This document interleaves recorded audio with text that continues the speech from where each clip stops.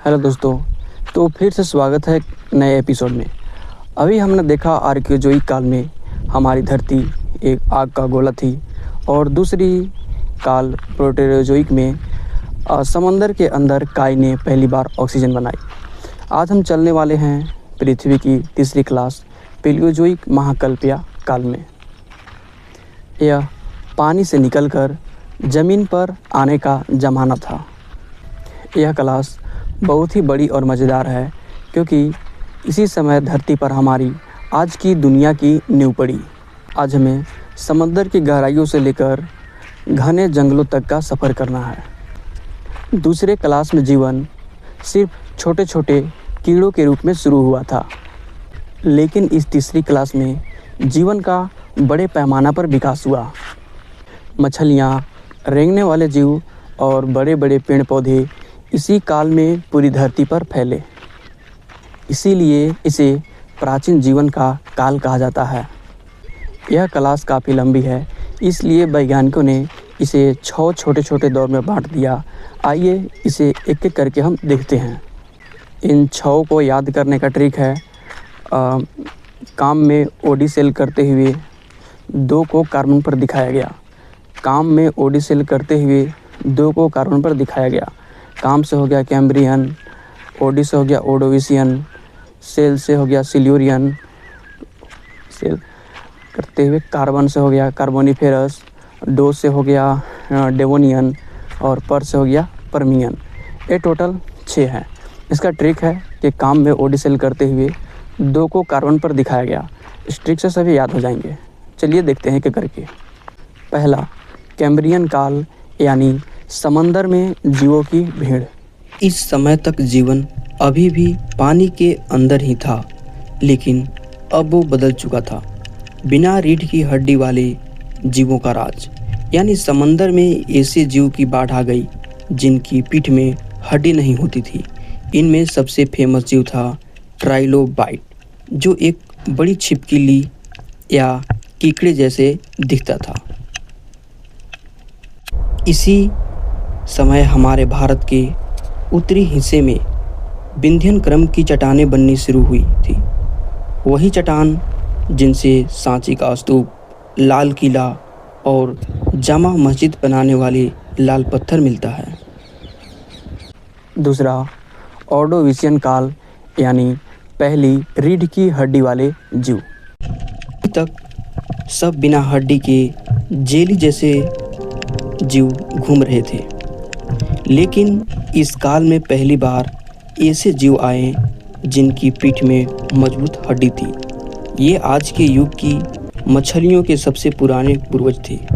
इसी समय समंदर में बड़े बड़े शंख और घोंघे भी बनने लगे। तीसरा, सिल्यूरियन काल। इसमें देखेंगे मछलियों का जन्म और ज़मीन पर हरियाली। देखते हैं पहली मछली के बारे में, यानी पहली मछली कौन थी। इस काल में समंदर में पहली असली तैरने वाली मछलियां आई जिनके पास जबड़े थे। अब ज़मीन पर पहला पौधा के बारे में देखने वाले हैं। अभी तक पूरी धरती की ज़मीन बिल्कुल सूखी और बंजर थी, लेकिन इसी काल में समंदर से निकलकर कुछ पौधे पहली बार ज़मीन पर उगे। इन्हें स्थलीय पौधे कहा जाता है, यानी धरती माँ को उनकी पहली हरी साड़ी इसी काल में मिली। चौथा, डेवोनियन काल। मछलियों का स्वर्ण युग और पहला मेढक। इस डेवोनियन काल में देखने वाले हैं कि मछलियों का राज कैसा था। इस काल में समंदर में इतनी तरह तरह की इतनी बड़ी बड़ी मछलियाँ हो गई कि वैज्ञानिकों ने इसे मछलियों का युग नाम दे दिया। आगे इसमें देखने वाले हैं कि उभयचर का आना, यानी उभयचर का मतलब ऐसे जीव जो ज़मीन और पानी दोनों जगह पे रह सकता है। अब कुछ जीव बहुत चालाक थी। उन्होंने सोचा पानी में बहुत भीड़ हो गई है, चलो बाहर ज़मीन पर घूमकर आते हैं। पानी से निकलकर ये जीव ज़मीन पर रहने लगे, लेकिन अंडा देने के लिए इन्हें वापस पानी में जाना पड़ता था, जैसे आज का मेढक, इन्हें ही उभयचर कहा जाता है। पांचवा, कार्बोनीफेरस काल यानी कोयले का जन्म के बारे में देखने वाले हैं। कार्बोनीफेरस काल में देखने वाले हैं विशालकाय दलदली जंगल। इस समय धरती पर बहुत घने और गगनचुंबी इमारतों जैसे बड़े बड़े पेड़ और जंगल उग आए। इसी कार्बोनीफेरस काल में देखने वाले हैं कि कोयला कैसे बना। अचानक कुछ ऐसी उथल पुथल हुई कि ये सारे बड़े बड़े जंगल जमीन के अंदर धंस गए और मिट्टी के नीचे दब गए। करोड़ों सालों तक जमीन की गर्मी और दबाव के कारण यही दबे हुए पेड़ पौधे आज कोयला बन गए। भारत का जितना भी बढ़िया कोयला है, जैसे झरिया धनबाद में, वह इसी काल का है। इसी कार्बोनीफेरस काल में देखने वाले हैं पहले रेंगने वाले जीव। इसी काल में ऐसे जीव आए जो छाती केवल जमीन पर रेंगते थे, जैसे सांप, छिपकली। इन्हें पानी की जरूरत नहीं थी, ये पूरी तरह जमीन पर रह सकते थे। छठा, पर्मियन काल। यह तीसरी क्लास की आखिरी चैप्टर है।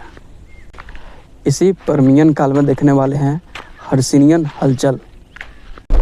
इस समय पृथ्वी के अंदर से इतनी ताकत लगी कि जमीन ऊपर उठने लगी और दुनिया में बड़े बड़े पहाड़ बनने शुरू हुए, जैसे यूरोप का पहाड़।